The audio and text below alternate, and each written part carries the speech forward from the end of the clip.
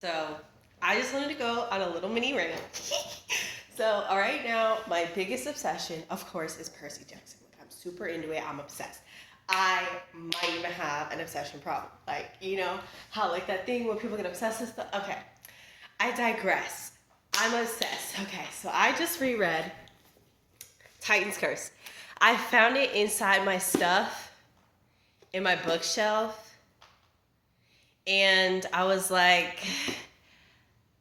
I gotta do it because I saw the show last season, and the show was great. Well, in my opinion, the show was great. Everybody's like, "Oh my gosh, I list it up."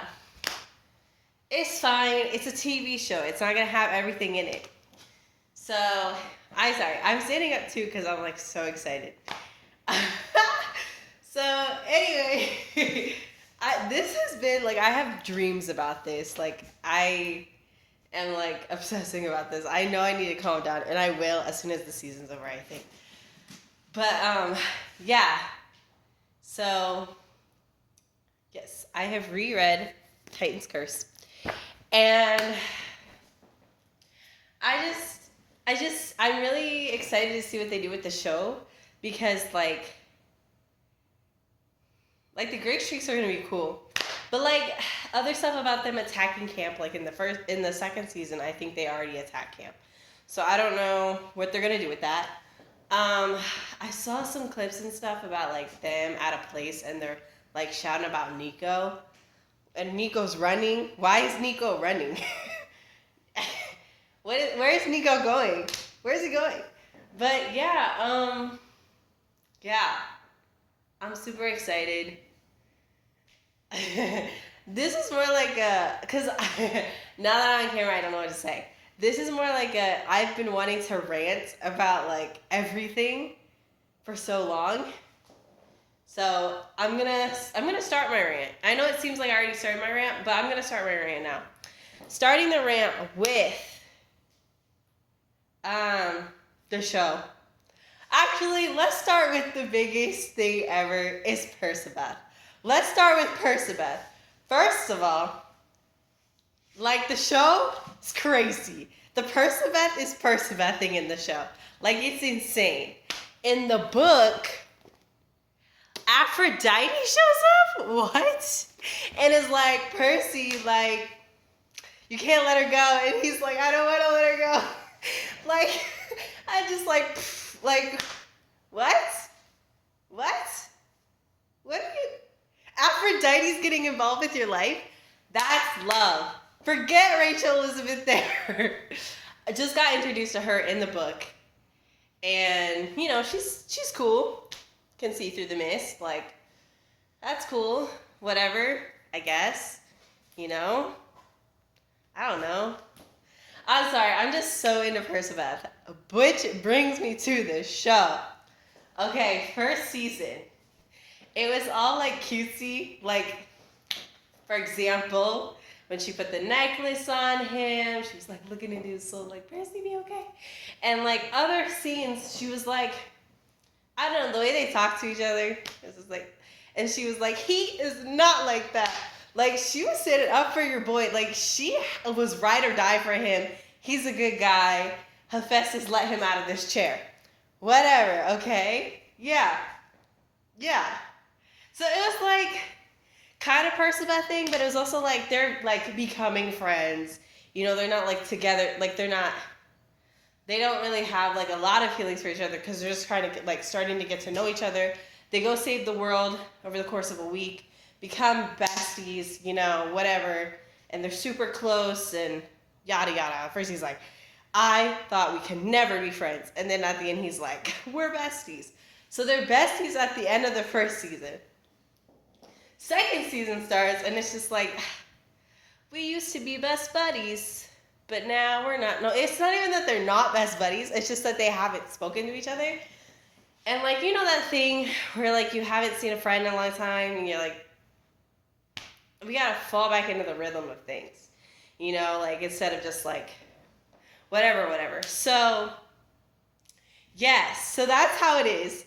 They're like, I'm so expressive with my hands and everything. I'm so excited. So, yeah, they're like trying to get back into the swing of things. And the siren scene. Okay, so as of this point in time, episode 5 just came out. It had me dying.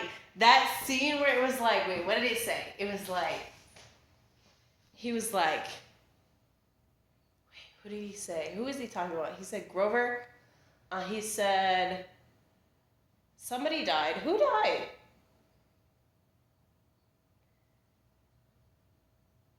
So-and-so died. Grover is lost. Oh, Tyson's dead. Grover's lost. If I had to choose between saving you and saving Olympus, Annabeth, I'd burn it all down. I was dying like, oh, my dog is gonna. It's okay, honey. I'm okay. I was dying. I was like, oh my goodness. Like, if anybody said that to me, I would like drop down on the ground and be like, marry me now. He said he would burn down Olympus for this girl. Like, oh my gosh. So yeah, that Percabeth was Percabething. He's saying a lot of stuff about like, you were special to me after 2 days, and what did he say? That thing at the end, all I saw was you. You saved me again. Oh, yes, she did. She keeps saving you, and you keep saving her. That's another thing I like too. Okay, first let's finish Percabeth. Yeah, so the Percabeth is Percabeth season 2. I know they're trying to probably make up for the fact that they're not together a lot in season 3, and I'm really nervous about that because I love Leah as a season regular, and the way Grover was not in the second book, but they still cut to his perspective. I'm hoping they do that. My watch says I'm working out. I'm hoping they do that. So the way they cut to Grover and his perspective in the second season, I'm hoping they do that in the third season, where they cut to Annabeth. Because Percy has a couple of dreams about her, but I'm hoping they cut to Annabeth and there's a dent in the ground. Anyway, I'm hoping they cut to Annabeth and everything that's happening with her. I mean, she's just holding the sky. But it would be super cool if there were, like, conversations between her and Luke. And because, like, he traps her and she still loves him. You know, like that flashback scene in season 2. Like, when she's a little girl and she doesn't want him to die, like, as she said on the cruise ship. But she's a little girl and she gives him a hug. Like, like Thalia said, they're a family. They come as a unit. And they were together, and it's so sad. I'm on my period too, so I'm gonna start crying. But anyway, yeah, it's so sad. They used to be best buddies, but now they're not. But yeah, no, it's sad. So I hope that they still have her perspective in season 3. Because, again, I want her to be series regular, and she needs to be series regular, and I want to see, like, I still want to see some Percabeth. Like, it'll be at the very beginning and the very end. You know, they have that dance, and then they also, what do they do at the end? Oh, he's like, don't join the hunters. That, too, he was like, don't do it. Don't do it, Annabeth. Don't join the hunters. Annabeth is that girl. She's that girl because she saved the world like 2 times, and then she's like, you know what? I'm gonna peace out of here, and I'm gonna go be a huntress. And genuinely, the way I would have considered being a huntress too, like, love is overrated. Sorry, I'm not gonna say that. I'm gonna say that. That's bitter. But anyway, yeah, I just think it's like super like, you know, cool that she had the ability to, and Artemis even said she has a huntress spirit in her. Okay, Artemis. Okay, Annabeth. And Thalia, I'm so excited to see Thalia because we saw her a little bit in season 2. I'm so excited to see her in season 3. And the fight between her and Percy, they're just like, I want to see more at Camp Half-Blood, but I also like I like Thalia as a character herself. I like well, I like Annabeth more, but I like Thalia as a character because we're both scared of heights. But even more, I like the actress who plays Thalia because of the personal connection she has to the show. That's so interesting to me and so like sweet to see, that kind of thing. Yeah. I just went on a tangent and I lost myself somewhere along the way and I gotta get back. I gotta get back to where I was. So we're talking about Percival, the biggest thing. Season 1, season 2. I also did want to talk about casting real quick because everybody is super everybody has very strong opinions about the casting, and I cannot say how much there is no words to how much I love this cast. They're literally just babies, and I view them as little babies. They're just little guys. I know they're not that much younger than me, but they're so like they were talking about how they went back to freshman year and they did all that. I'm like, oh, I want the best for them. What is happening? What's going on? Anyway, I want the best for them. So, yeah, the casting, they chose a good cast. Walker is so funny as Percy. Just in regular life, he has a Percy energy that's just so funny. I see all the interviews. He's so funny that he's naturally a Percy. I feel so bad that the show is getting so serious that they take the funny out of it because he's so funny. He could probably write his own Percy script and it would just be joke after joke after joke after joke. But yeah, I love him as Percy. Arian plays a really good Grover.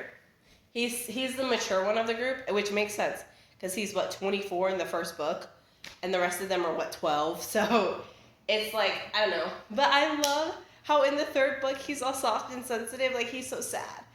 Poor guy. He got kidnapped. Spoiler alert. But yeah, no, yeah. And then,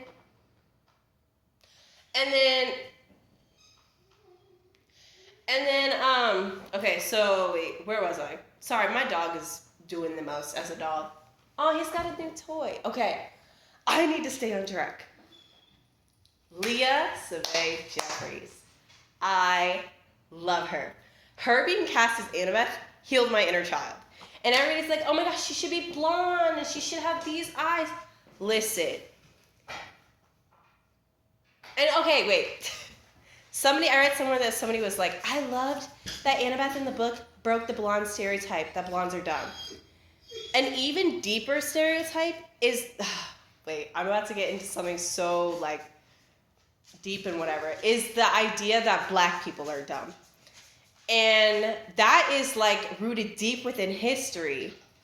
The blonde thing, who cares, whatever. Who cares, whatever. Sorry, blondes.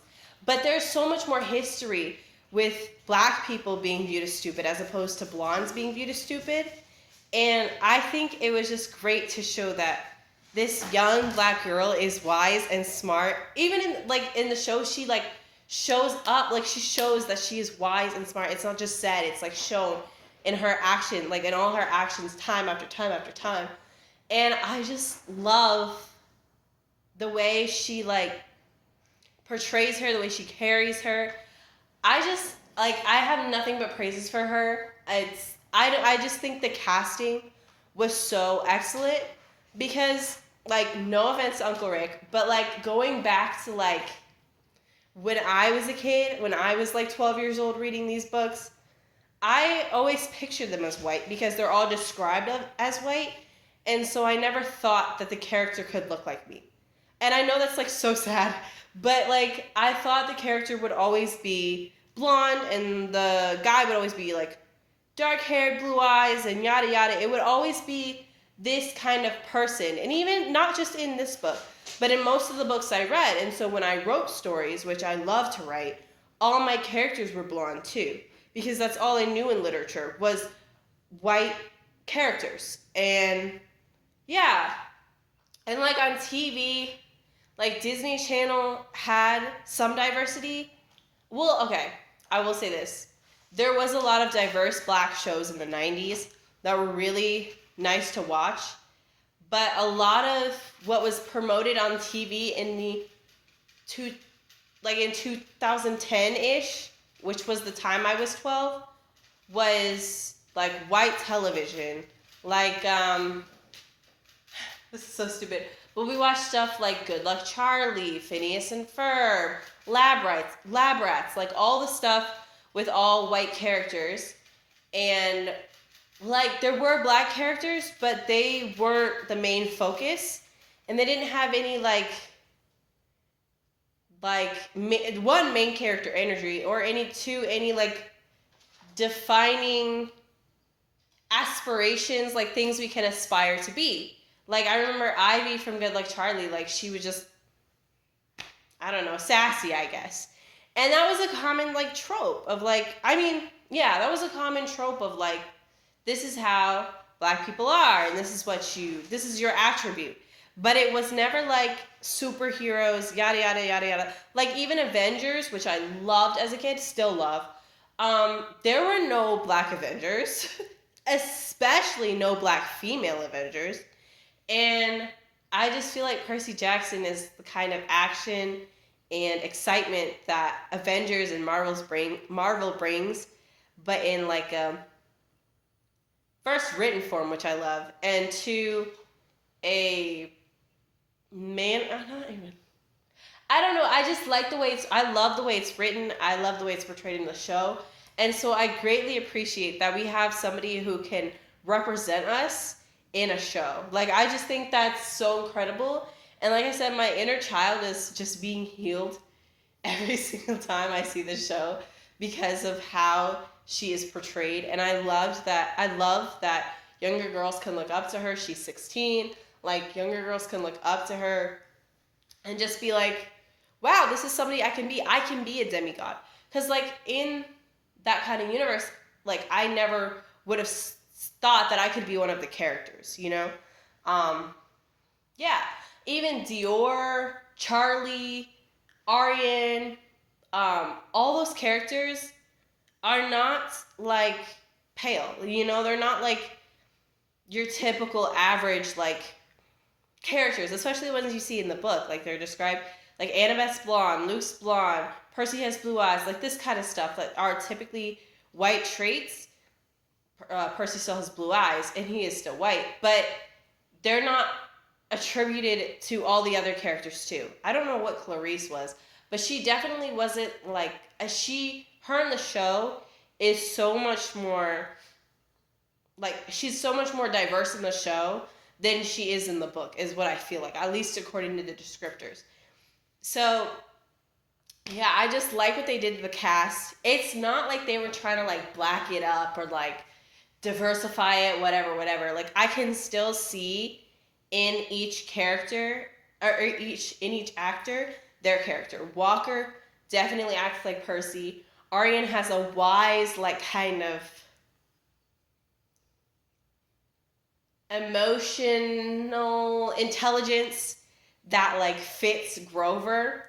And Annabeth, she likes math. She's what I say in my mind is she's Annabeth if she was happy.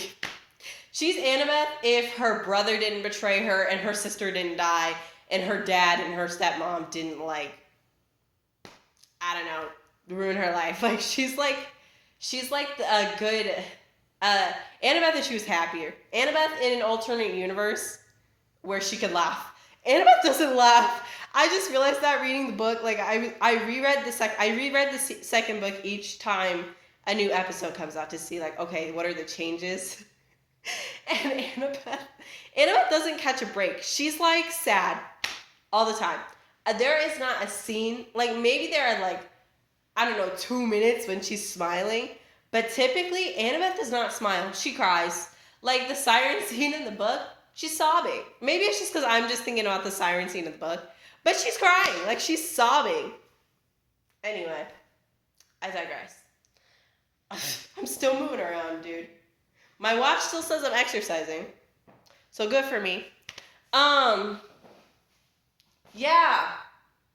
Yeah. I just think the casting was great, and I appreciate the casting, and it really touches me, and like I said, it heals my inner child. I love it. That's why I love one of the main reasons why I love the show so much is how they got the casting so right. Two, the acting is really good. Like I know it's like kind of up and down, but they're like child actors, so that's to be expected. They haven't honed their craft yet. I think that would go with any child actor, but they're still really good for the most part at playing their characters. Annabeth really typically has some lines that are real heartbreakers. Um, like even certain characters, like okay, so that scene where she's like, and I can't lose another friend. Like the way she said that was so like, I can't lose another friend. Like don't leave. Like don't leave. And then the betrayal on their eye. I'm just talking about the first two episodes or the second episode. The betrayal on his eyes as he looked at her and her like countenance of like the whole time, and she was like, you know, holding something from Percy. I don't know what that is. The whole time when she was holding something from Percy, it was so sad. Um, and she like, I feel like she was really convincing at playing that part of like I can't tell my friend something that's really important. And I feel like, I don't know about everybody else, but I feel like we've all had a time where we're just like, I have to keep this to myself and it sucks. And yeah, that was Annabeth, and yeah. Yeah, so sad. Sorry. Why did I say so sad? That was so irritating. Yeah, no, and it was good acting on that part, like the way she played that. What else? I'm trying to think. Oh, Luke. Oh, the other, okay. Like Annabeth. Okay, wait, hold it. Staying on Annabeth, the part where she's like, she's when Percy makes that whole confession, that's like the best Perciveth confession ever. She's like, no, it's okay. Like the way she's like super concerned for him. She just has, I don't know, her face acting, like sometimes you can see it, but the way her voice is inflecting is so strong. Like her inflections, the way she raises her voice or lowers her voice is so powerful. Like that's what sells her acting to me, is the fact that her pitch and pace and tone are so convincing. And it's so, like a lot of times in the emotional scenes, it sounds so emotional. And then Charlie, that scene where he's like, you didn't know her. I was like, oh. You could tell he loved Thalia, loved Annabeth. Poor guy just went down a wrong path. Yeah, there's so much more I want to say, but I can't just be talking in the middle of the living room when my family's at home. Yeah. Yeah. What else about the actors are doing pretty good. I'll say that. People talk about the changes the show has made. I don't think it's that bad. Like, it's not that bad. Yeah. It's like some of it is dramatic, but some of it is not dramatic. Chariot scene is almost exactly the same. The way they leave camp is different, but I like it. I like the way they leave camp. There's more high stakes. Tantalus is trying to kill them. Trying to think episode 3. What happened in episode 3? Oh, the ship. The part where they're on the ship, the cruise ship. That scene was perfect. I liked how there was a lot more exposition in it, because in the book it's just like, okay, now the bear is gonna go feed you. It wasn't a bear. It was like a monster, but like in my mind he looked like a bear. It's like now he's gonna go feed you the monsters. Like, I don't know. It's decent, but it's like, you know, like, yeah, he's gonna go feed him the monsters. But it's like there's so much depth to the show that is not added in the book, I think. No, don't hurt me. Don't hurt me. But yeah, it's I think it's more grown up is the thing, because the actors are more grown up and the audience has grown up. Yeah, so Luke, let's see, episode 4,